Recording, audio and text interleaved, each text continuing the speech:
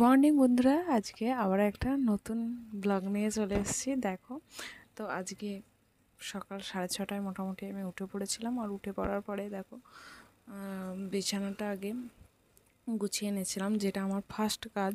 বিছানাটাকে গুছিয়ে নিয়ে মোটামুটি আগে ঘরে আলোর প্রবেশটা করানো, এটা আমার প্রথম কাজ। তারপর বিছানাটা পরিষ্কার টরিষ্কার করে নেওয়ার পরে যা যা কাজ থাকে সেগুলি আমি সেরে নিচ্ছিলাম। আর আজকে আমার ছিল চেক আপের দিন।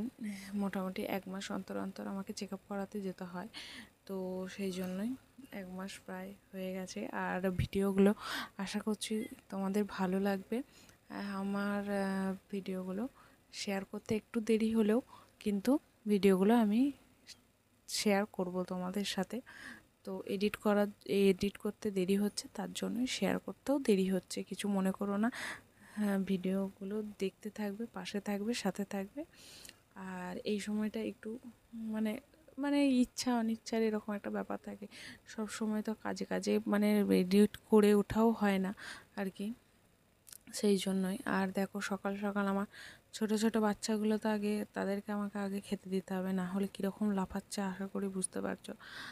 আর তারপরে আমি ওদেরকে খেতে দিয়ে তারপর নিজেও মোটামুটি টুকিটাকি কাজগুলো গুছিয়ে নিচ্ছিলাম নিজের মতো করে। আর এইদিকে বড়মশাই এখন মাঠে গেছে, ও এখন মাঠের কাজ কমপ্লিট করে এলে তারপরে আমরা বেরোবো। তো আমি এইদিকে ঘরের কাজগুলো সেরে নিজেও রেডি হয়ে নিচ্ছিলাম। আর আমার মোটামুটি স্নান টান সারার পরে আমি রেডি হয়েও নিয়েছি।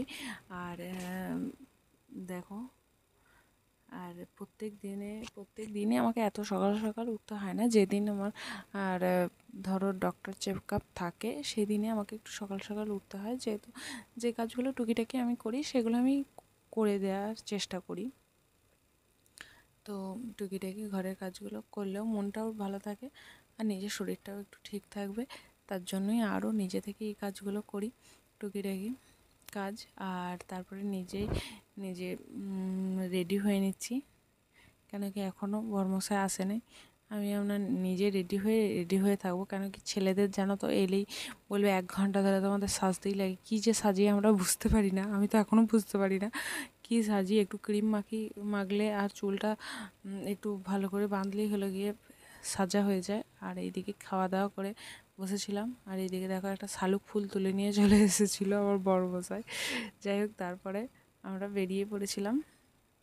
তো বর্ধমানে চলে এসেছিলাম আমরা অনেকটা সকাল সকালই বেরোই, মোটামুটি 8টা সাড়ে 8টার দিকেই বেরিয়ে পড়ি। আর সকালবেলায় খেয়ে ঠিক জুতো হয় না।